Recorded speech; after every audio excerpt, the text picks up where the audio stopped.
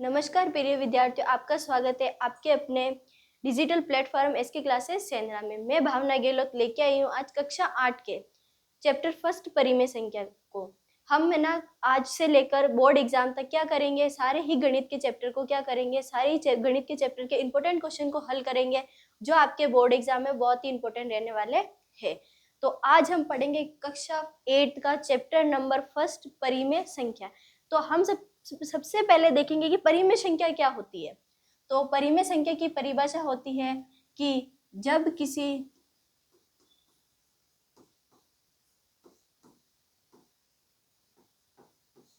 संख्या को p बटा q के रूप में व्यक्त किया जाता है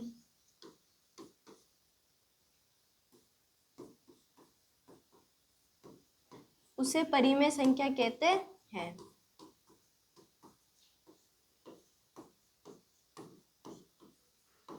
ठीक है, ये होती है आपके परिमेय संख्या की परिभाषा। पर अब इसमें एक एक्सेप्शन होता है कि q कभी भी 0 के बराबर नहीं होता है। क्या होता है? q कभी भी 0 के बराबर नहीं होता है। q बराबर नहीं होता है तो हम इसे काट देंगे। ये क्या होता है? इसका मतलब कि बराबर नहीं है। अगर हम q बराबर 1 लिखे तो ये सही है कि q बराबर क्या होता है? 1 हो सकता है, पर कभी भी q बराबर 0 नहीं होता है। क्यों नहीं होता है? तो हम इसका उदाहरण देखेंगे कि क्यों नहीं होता है। उदाहरण होता है आपके परिमेय संख्या के 5/7। क्या ये संख्या कभी कटती है? 5 के पहाड़े में ना तो 7 आते, 7 के पहाड़े में भी 5 नहीं आते। तो हम ये कह सकते हैं p बराबर 5 और q बराबर 7 होते हैं। माइनस की संख्या भी हो सकती है, माइनस के 5/7। तो ये सभी क्या होती है? परिमेय संख्याएं होती है। क्या होती है परिमेय संख्या? क्योंकि हम किसी भी संख्या को अगर p बटा q में यानी कि अंश बटा हर p बटा q के रूप में लिख सकते हैं तो वह हमेशा परिमेय संख्या कहलाती है। पर कभी भी q की जगह क्या नहीं होगा? 0 नहीं होगा। 1 2 3 4 5 6 7 8 9 10 हो सकता है, पर q के बराबर 0 कभी भी नहीं होगा। तो ये थी आपके एक्सरसाइज नंबर 1.1 की सबसे इंपॉर्टेंट परिभाषा कि परिमेय संख्याएं क्या होती है। क्यों चैप्टर का नाम क्या आपके परिमेय संख्याएं। जब आपको नॉर्मल बेसिक ही नहीं पता है कि हमारा चैप्टर का नाम क्या है तो हम आगे चैप्टर ही क्या करेंगे। इसीलिए सबसे पहले आपको मैंने क्या सिखाया है कि परिमेय संख्या क्या होता है। कि परिमेय संख्या क्या है? जब भी किसी संख्या को p बटा q के रूप में व्यक्त किया जाता है तो वे हमेशा परिमेय संख्या कहलाती है। पर q बराबर नॉट इक्वल्स टू यानी कि q के बराबर कभी भी 0 नहीं होता है, और इसको बोलते हैं नॉट इक्वल्स टू। क्या बोलते हैं? नॉट इक्वल्स टू यानी इक्वल यानी कि बराबर। क्या बोलते हैं? इक्वल। इक्वल यानी कि बराबर होता है, और नॉट इक्वल यानी कि बराबर नहीं है।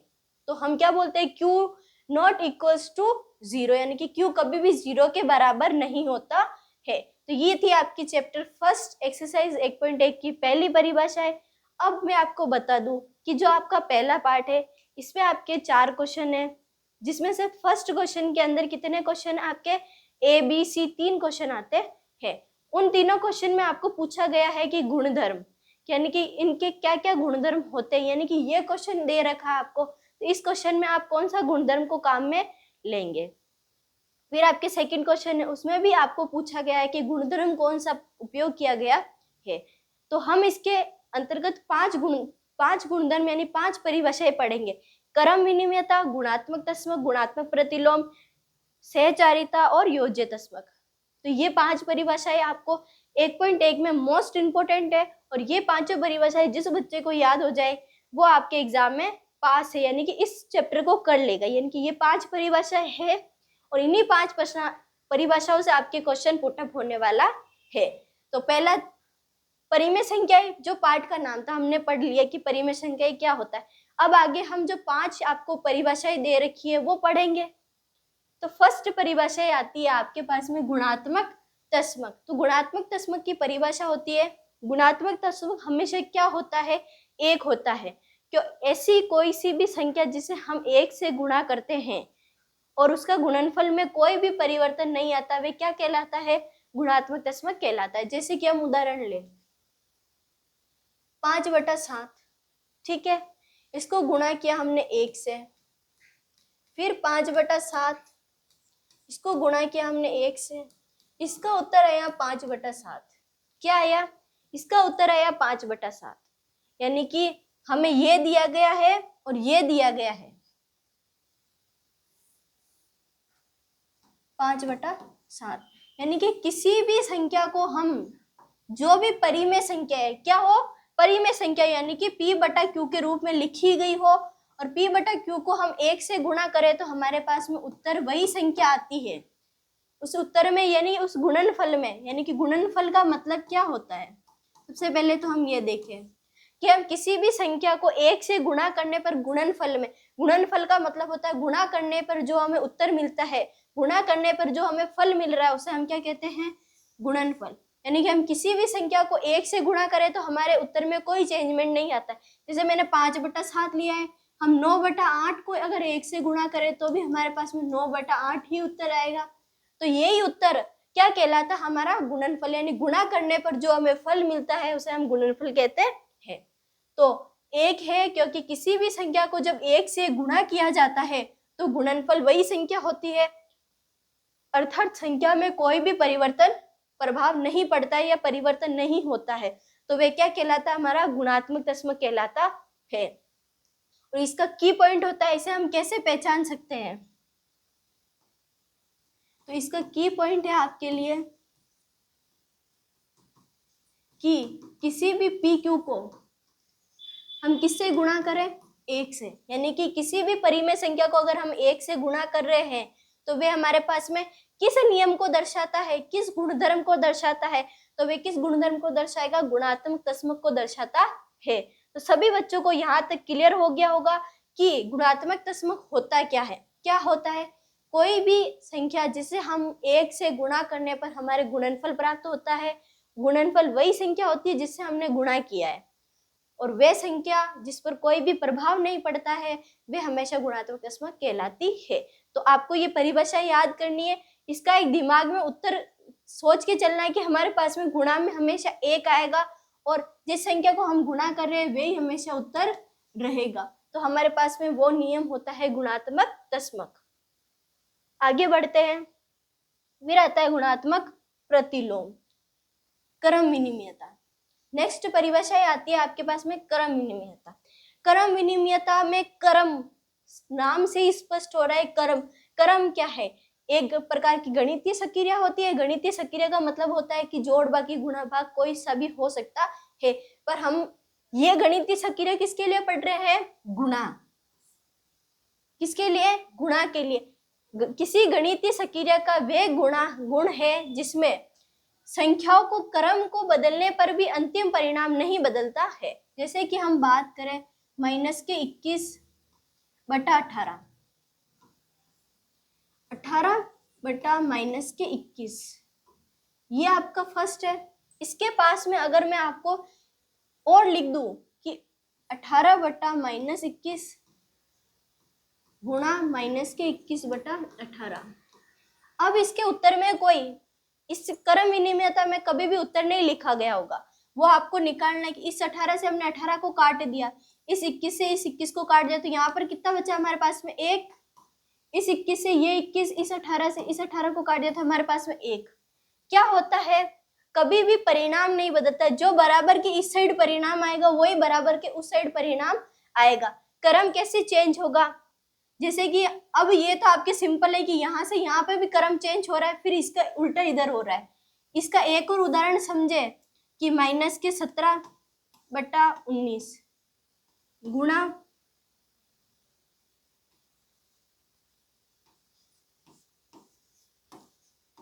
ये आया -17/19 गुणा -38/34। फिर आया इधर ये संख्या वापस इधर आ गई -38/34। फिर ये वापस संख्या उठ के यहाँ पे आ गई -17/19। अब हम इसे काटे तो 19 एकम 19, 19 दूना 38, 17 एकम 17, 17 दूना 34, 19 एकम 19, 19 दूना 38, 17 एकम 17, 17 दूना 34। अब क्या होता है? ये बार माइनस के 2 माइनस के 2 को माइनस के 1 से गुणा करेंगे तो कितने आएंगे, माइनस के 2। और नीचे भी आपके क्या है, नीचे भी आपके क्या बचा है आपके पास में,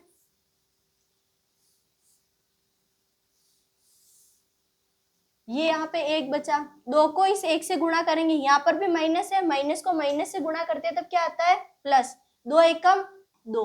फिर नीचे देखते हैं, यहाँ पर 2 है, यहाँ पे 1, 2 एकम 2, बराबर का निशान था, ये बराबर हो गया। यहाँ पर आया 1, यहाँ पर माइनस है, यहाँ पे माइनस है, माइनस माइनस क्या होता है, जब भी गुणा करते हैं तब ये क्या होता है, प्लस हो जाता है। इस 2 को 1 से गुणा करते हैं तो 2 एकम 2, 2 एकम 2, 2 एकम 2, 2 एकम 2, 2 एकम 2, 1 बराबर 1। क्या हुआ, परिणामों में कोई भी परिवर्तन नहीं आता। परिणाम कैसे देखना है कि बराबर के इस तरफ यानी कि लेफ्ट हैंड साइड और राइट हैंड साइड जो भी उत्तर है वे दोनों क्या होंगे, एक समान होंगे। वे क्या कहलाएगा, क्रम विनिमयता कहलाता है। यानी कि क्रम में कितना ही परिवर्तन कर दो पर उत्तर क्या है, दोनों के सेम आए तो वे क्या कहलाती है, आपके क्रम विनिमयता कहलाती है। क्रम ए से बी तक भी चेंज हो सकता है, बी ए भी हो सकता है, ठीक है। अगर ए से बी तक भी चेंज हुआ है यानी कि इन दोनों का क्रम में उलट पुलट करके वापिस उधर उलट पुलट कर दूं तो भी क्रम चेंज है, तो भी क्या होगा, क्रम विनिमयता। यहाँ पर ए गुणा बी फिर बी गुणा ए आ रहा है तो भी ये क्या है, क्रम विनिमयता है। पर कंडीशन क्या होनी चाहिए, उत्तर हमेशा सेम आना चाहिए। इधर 4 उत्तर आए तो इधर भी 4 आने चाहिए, इधर 7/9 आए तो इधर भी 7/9 आना चाहिए। ये होता है आपके क्रम विनिमयता। यानी कि क्रम में कोई भी परिवर्तन करने पर परिणाम हमेशा समान रहता है, वे क्रम विनिमयता कहलाता है। इसका की पॉइंट देखें अपन तो क्या होगा, क्रम बदला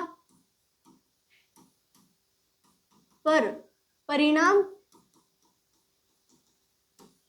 नहीं बदलेगा।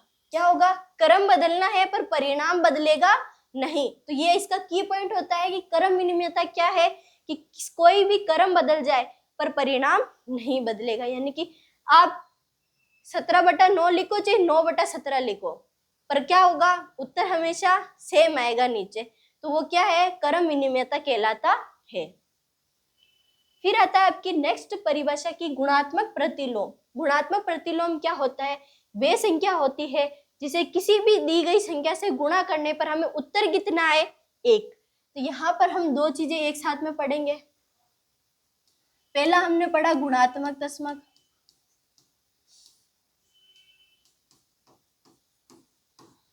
और हम अब पढ़ रहे हैं गुणात्मक प्रतिलोम।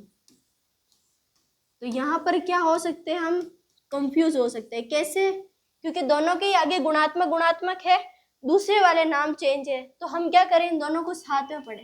गुणात्मक तस्मक में क्या होता है, गुणा करते हैं हम 1 से, और गुणात्मक प्रतिलोम में परिणाम हमेशा क्या आता है, 1 आता है। क्या होता है गुणात्मक तस्मक की परिभाषा, कि दी गई संख्या को, क्या है गुणात्मक तस्मक क्या होता है, 1 होता है जिसे किसी भी संख्या को 1 से गुणा करने पर परिणाम वही संख्या है, तो वह क्या कहलाती है, गुणात्मक तस्मक। जैसे कि 21/6, 21 को मैं 1 से गुणा करूंगी तो 21/6 ही आएंगे। क्यों आए, क्यों 21 को हमने 1 से गुणा किया, 21 एकम 21, 6 के बराबर में कुछ नहीं है, तो 1 के नीचे हम 1 लगाएंगे, बटावा में 6 एकम 6। हमने क्या किया, किसी भी संख्या को हम 1 से गुणा करें तो हमारे पास में गुणनफल क्या आया, जिस संख्या को हम गुणा करें वही संख्या प्राप्त होती है, तो वह हमारे पास में गुणात्मक तस्मक कहलाता है। पर गुणात्मक प्रतिलोम क्या होता है कि गुणात्मक प्रतिलोम में जो गुणनफल हमारे पास में वही संख्या आ रही थी, वहां उसकी जगह गुणात्मक प्रतिलोम में क्या आएगा, 1 आएगा। जैसे कि माइनस के 9/6 गुणा 6/-9। इस माइनस के 9 से मैं इस माइनस के 9 को काट दूं, 6 को 6 से काट दूं, और उत्तर हमारे पास में क्या आए। और गुणात्मक प्रतिलोम में हमेशा उत्तर बराबर में दिया गया होगा। आपको क्या दिया गया होगा, बराबर में उत्तर 1 दिया गया होगा, और इसमें गुणा में हमेशा 1 आपको दिया गया होगा। आपको इमेजिन नहीं करना होगा, यहाँ पे मैं आपको उदाहरण दे रही हूँ, इसीलिए मैं आपको बता रही हूँ कि मैंने यहाँ पर क्यों लिया है। पर आपके जब क्वेश्चन आएगा तब ये आपके क्वेश्चन था।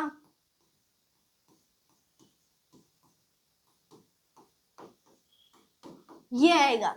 ये क्वेश्चन दिया गया है, इसमें पूछा गया है निम्नलिखित में कौन सा गुणधर्म का उपयोग किया गया है, तो आपको बराबर में 1 मिला तो आंख बंद करके लिख देना है गुणात्मक प्रतिलोम।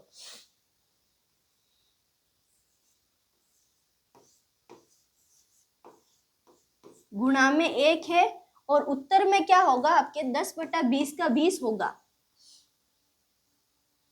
ठीक है, तो ये अगर आपको ये दो कंडीशन मिले तो ये कंडीशन मिले गुणा में 1 और यहाँ पर जो लिखा गया है वही आपके उत्तर प्राप्त हो तो हमारे गुणात्मक तस्मक गुणधर्म कौन सा है, गुणात्मक तस्मक। पर इधर अगर गुणात्मक प्रतिलोम में क्या होगा, बराबर में उत्तर हमेशा 1 आएगा और आपको लिखना है गुणात्मक प्रतिलोम। तो ये थी आपके तीन परिभाषाएं, गुणात्मक तस्मक, गुणात्मक प्रतिलोम और क्रम विनिमयता।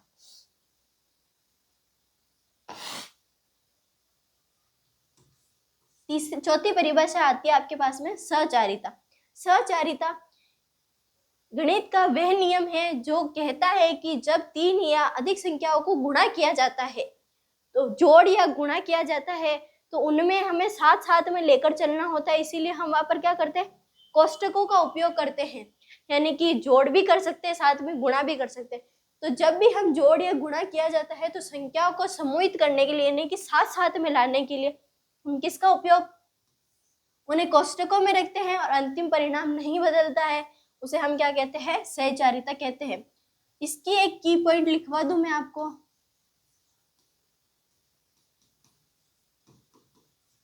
a प्लस बी प्लस सी आ गया कोष्टक।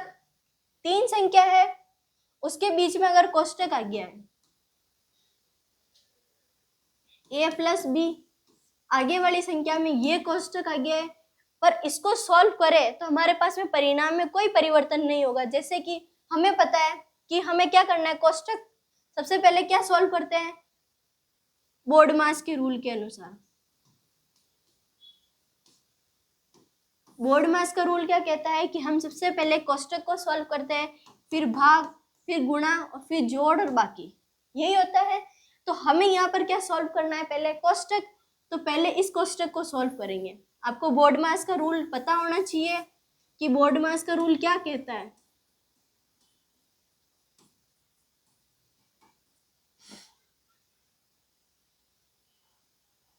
कोष्टक, भाग, गुणा, जोड़ और बाकी। ठीक है, तो सबसे पहले हम जोड़ को सॉल्व करें, b प्लस सी, तो bc हो गया, कोष्टक हट गया, प्लस a को जब bc से जोड़ेंगे तो हमारे पास में a, b और c आ जाएगा। वैसे ही यहाँ पर b और a को जोड़े तो ab, कोष्टक हटाया, नीचे लिखा, इसके बराबर में लिखा c, फिर ये a, b, c। कोई भी परिवर्तन हुआ, क्या बोला गया है कि जब भी गणित का एक नियम है सहचारिता जो कहता है कि जब 3 या 3 से अधिक संख्याओं को जोड़ा या गुणा किया जाता है तब क्या होता है, तो संख्याओं को समूहित करने के लिए हम किसका उपयोग करते हैं, कोष्टक का उपयोग करते हैं। तो ये हमने कोष्टक का उपयोग कर लिया। कोष्टक का उपयोग करने के बाद भी परिणामों में कोई चेंजमेंट नहीं होता है, वे क्या कहलाता है, आपके सहचारिता कहलाता है। ये था आपके जोड़ का नियम। अब आता है गुणा का नियम।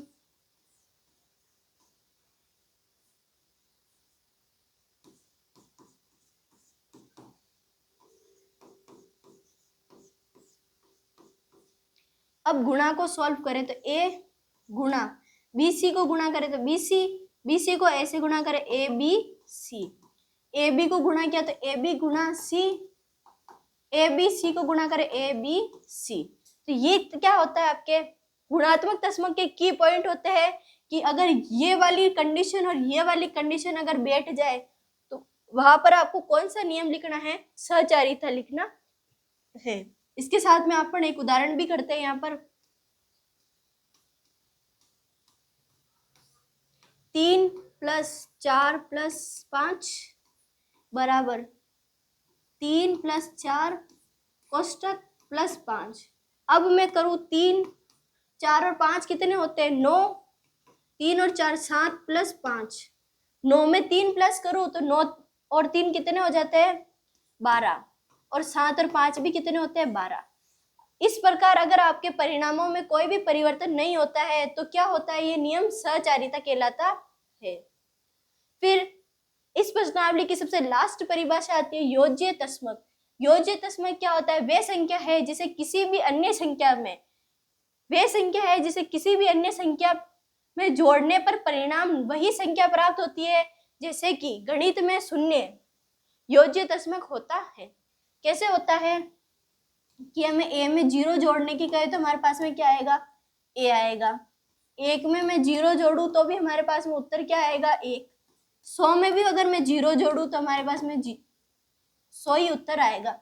तो जब भी हम किसी संख्या में 0 को जोड़ते हैं तो वे हमारे क्या कहलाता है, योज्य तस्मक कहलाता है, जिसका की पॉइंट आपके ये लिखा हुआ है कि a + 0 बराबर a ही होता है, ना कि a 0 होता है। तो ये था आपका योज्य तस्मक। फिर बढ़ते हैं प्रश्नावली की ओर। एक्सरसाइज 1.1 का पहला क्वेश्चन आता है कि निम्नलिखित में प्रत्येक में गुणन के अंतर्गत उपयोग किए गए गुण का नाम लिखिए। तो आपके पास में 5 गुणधर्म है। कौन कौन से है, गुणात्मक तस्मक, गुणात्मक प्रतिलोम, सहचारिता, क्रम विनिमयता और योज्य तस्मक। उनमें से ये किस प्रकार का गुणधर्म उपयोग में लिया गया है, ठीक है। तो आप बताएंगे सभी मुझे कि कैसे है। तो अभी हमने सबसे पहले पढ़ा था कि ये -4/5 है, इसके गुणा में 1 है, बराबर 1 गुणा -4/5, और इसका उत्तर क्या आ रहा है हमारे पास में, -4/5। क्या हुआ, पी क्यू वाली संख्या है,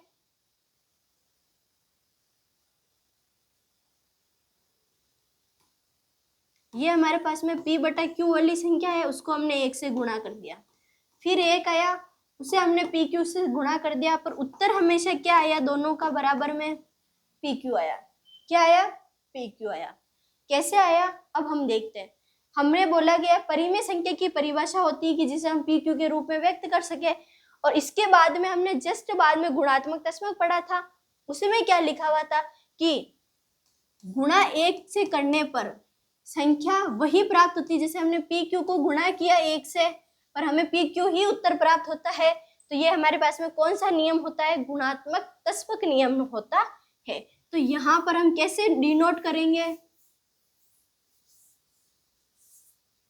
हमें कैसे पता लगेगा, जो हमारा की पॉइंट था कि गुणा 1 होगा, यहाँ पर थोड़ी सी मिसप्रिंट है। मिसप्रिंट तो नहीं है, क्योंकि कोष्टक का मतलब भी क्या होता है, गुणा करना होता है। जब हमने -4/5 को 1 से गुणा किया, फिर बराबर है 1 को -4/5 से गुणा किया, इन दोनों का ही उत्तर क्या आता है, -4/5 आता है, जो आपके यहाँ पर दे रखा है। तो हम क्या लिखेंगे, इसका उत्तर कैसे लिखेंगे, 1 जो गुणात्मक तस्मक होता है।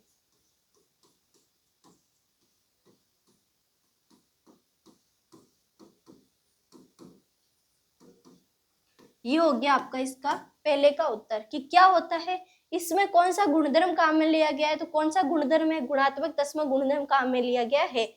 कैसे लिया गया है, ये हमने 1 से पहचाना है, 1 जो गुणात्मक तस्मक होता है। तो ये हो गया आपका प्रश्नावली एक्सरसाइज 1.1 का पहला क्वेश्चन कि इस क्वेश्चन में कौन सा गुणधर्म काम में लिया गया है कि -4/5 गुणा 1 है। तो गुणा में जब भी 1 होता है, परिणाम में कोई भी परिवर्तन ना हो, तो वे हमेशा गुणात्मक तस्मक कहलाता है। फिर क्वेश्चन नंबर 2 की ओर बढ़े, उससे पहले मैं आपको छोटी सी इंफॉर्मेशन देना चाहती हूँ कि हमारा ऐप भी है, जिससे आप इस कोर्स को परचेज कर सकते हो। वहाँ पर और भी डिटेल से समझाया जाएगा, जैसे कि ऐप का नाम होता है हमारे पास में SK क्लासेस सेंद्रा, ठीक है। ये आपको प्ले स्टोर से जाके डाउनलोड करना है।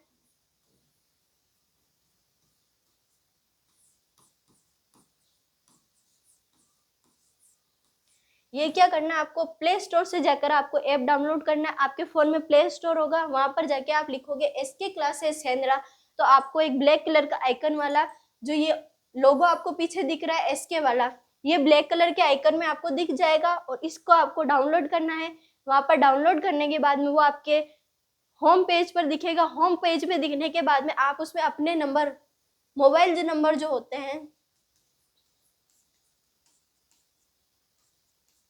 मोबाइल नंबर डालोगे तो आपको एक ओटीपी प्राप्त होगा। उस ओटीपी को अगर आप उस ऐप पे रजिस्टर करते हो और लिखते हो तो क्या होगा, आपका लॉगिन हो जाएगा। उस लॉगिन होने के बाद में आपको अपना नाम और डेट और क्लास जो भी वो फिल करोगे, उसके बाद में आपको वहां पर अलग अलग कोर्सेज मिलेंगे। जैसे ही लॉगिन होगा अलग अलग कोर्सेज मिलेंगे। उस कोर्सेज में आपको क्लास 8th का साइंस और मैथ का कोर्स भी मिलेगा।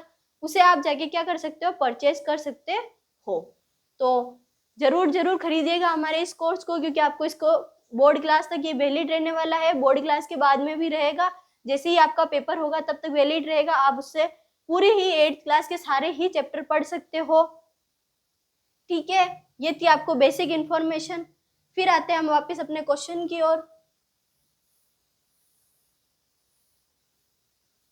ठीक है, निम्नलिखित प्रत्येक में गुणन के अंतर्गत उपयोग किए गए गुणधर्म यानी गुण का नाम लिखिए। जो पहला क्वेश्चन था वही क्वेश्चन है, उसका बी पार्ट है ये, यानी कि बी नंबर क्वेश्चन है कि -13/17 है, गुणत -2/7 से किया गया है।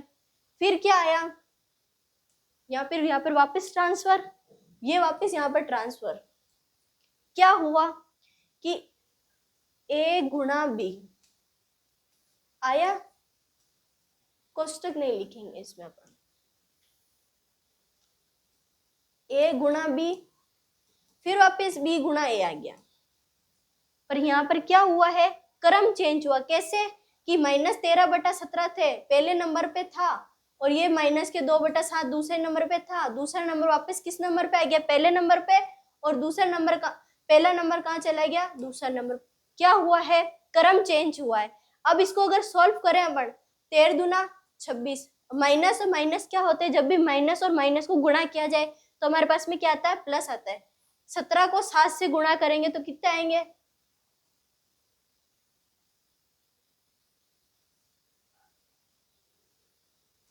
119। फिर आते इधर 13 को 2 से गुणा किया, 13 दूना 26, माइनस को माइनस से गुणा किया तो क्या हो जाएगा, प्लस। 17 सत्ते 119।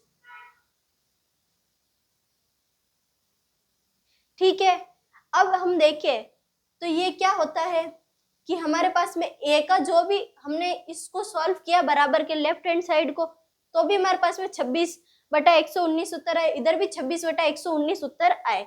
अब हम देखते हैं कि इसमें की यानी जो गुणात्मक तस्मक है वो क्यों आया है। हमें क्या बोला गया है कि हमारे पास में जो भी उसका क्रम चेंज हो जाएगा पर परिणाम में कोई परिवर्तन नहीं आएगा। जो इधर का परिणाम आएगा वही बराबर के इस साइड भी आएगा, यानी कि LHS का जो उत्तर होगा लेफ्ट हैंड साइड का, वही राइट हैंड साइड भी उत्तर आएगा। पर इसमें क्या होगा, क्रम बदलेगा पर परिणाम नहीं बदलेगा। क्या होगा, क्रम बदलेगा पर परिणाम नहीं बदलेगा। वे क्या कहलाता है, आपके क्रम विनिमयता। तो ये तो मैंने आपको समझाने के लिए लिखा है, पर इसका उत्तर हम लिखेंगे ऐसे, गुणधर्म बराबर क्या है, क्रम विनिमयता।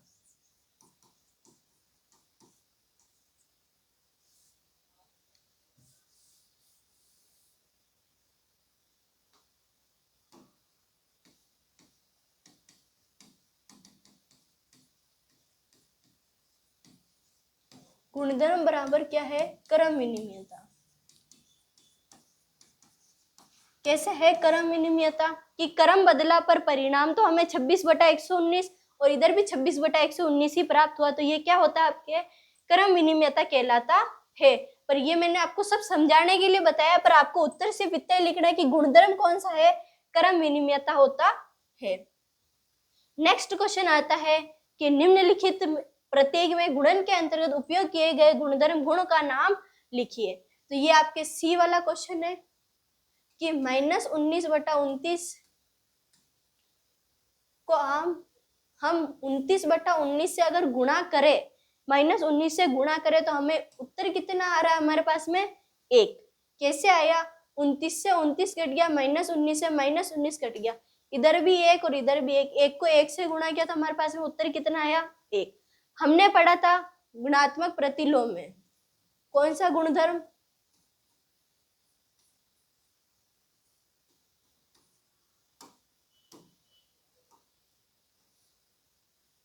गुणात्मक प्रतिलोम। क्या पढ़ा था कि हम किसी को भी गुणा करें और हमारे पास में उत्तर अगर हमेशा गुणा करने पर हमें गुणनफल 1 प्राप्त हो, गुणनफल क्या हो? हमेशा 1 प्राप्त हो, वे क्या कहलाता है? गुणात्मक प्रतिलोम कहलाता है। जो कि हमने इस क्वेश्चन, इस उदाहरण के द्वारा समझा है। -19/29 गुणा 29/-19, 29 के पाड़े से 29 को काट दिया, 19 के पाड़े से 19 को काट दिया, तो हमारे पास उत्तर क्या आया? 1 आया। की पॉइंट क्या था हमारे पास में? गुणा करने पर गुणनफल हमेशा 1 प्राप्त हो, वे हमारा क्या कहलाएगा? गुणात्मक प्रतिलोम कहलाता है। तो ये था आपका क्वेश्चन नंबर 3।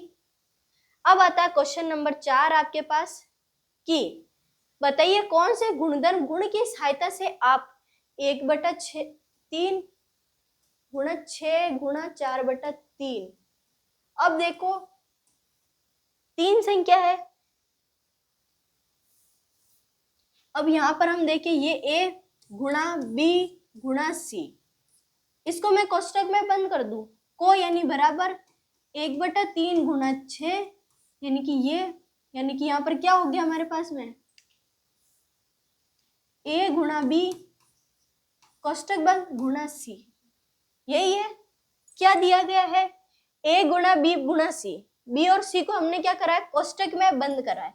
बराबर है, बराबर a/b कोष्टक बंद गुणा c। क्या पढ़ा था हमने सहचारिता नियम में कि अगर किसी भी संख्या को गुणा करते हैं तो 3 या 4 संख्या का अगर जोड़ या गुणा हो और वहां पर हम उन्हें साथ में लेकर चलने के लिए हम क्या करें? कोष्टकों का उपयोग करें, तो वे हमेशा कौन सा नियम कहलाता है? सहचारिता। इसके 2 की पॉइंट बताए थे, एक प्लस वाला बताया, एक गुणा वाला बताया। तो यहाँ पर गुणा वाला काम में ले रहे हैं। कैसे लिया? a गुणा b गुणा c, पर b और c को क्या करा? कोष्टक में बंद कर दिया। बराबर a गुणा b को कोष्टक में बंद कर रखा है गुणा c, यानी कि किसी भी 3 संख्या में अगर 2 संख्या कोष्टक में दे रखी है तो वे कौन सा नियम कहलाता है? कौन सा गुणधर्म कहलाता है आपके पास में? सहचारिता कहलाता है। ये थी आपके प्रश्नावली 1.1, जो कि आपके एबीसीडी में एक क्वेश्चन पूछा जाता है कि आपके इस नियम के अंतर्गत, यानी ये जो क्वेश्चन दे रखा है वो किसके अंतर्गत आता है। तो ये था आपके 1.1 एक्सरसाइज 1.1 पूरी ही कंप्लीट और पूरी परिमेय संख्या। इसमें 1-2 ही क्वेश्चन थे आपके, दोनों क्वेश्चन मैंने डिटेल से आपको समझा दी है कि कैसे की पॉइंट यूज में लेने हैं, कैसे क्वेश्चन सॉल्व करना है, कौन कौन सी परिभाषा है, पार्ट का जो नाम है वो भी कैसे सॉल्व किया जाता है, यानी पार्ट का नाम जो है उसका भी परिभाषा मैंने आपको बताई है। तो सभी को परिमेय संख्या, सहचारिता, क्रम विनिमयता, गुणात्मक तस्मक, गुणात्मक प्रतिलोम और योज्य तस्मक कैसे समझ में आया और नहीं आया तो कहाँ पर नहीं आया, वो सभी बच्चे मुझे बता देंगे। तो मैं वापस नेक्स्ट, अगर आपको नहीं समझ में आएगा तो मैं वापस पढ़ा दूंगी आपको, पर आपको ये जो मैंने पढ़ाया है उसको रिवीजन करना है। जब तक आप रिवीजन नहीं करोगे तब तक हमारी मेहनत करी हुई कोई काम की नहीं है। तो प्लीज बैठ के रिवीजन करें और हमारे साथ में ऐसे ही बने रहे। जय हिंद, धन्यवाद। इसी के साथ मैं अपना लाइव सेशन खत्म करती हूँ। Thank you.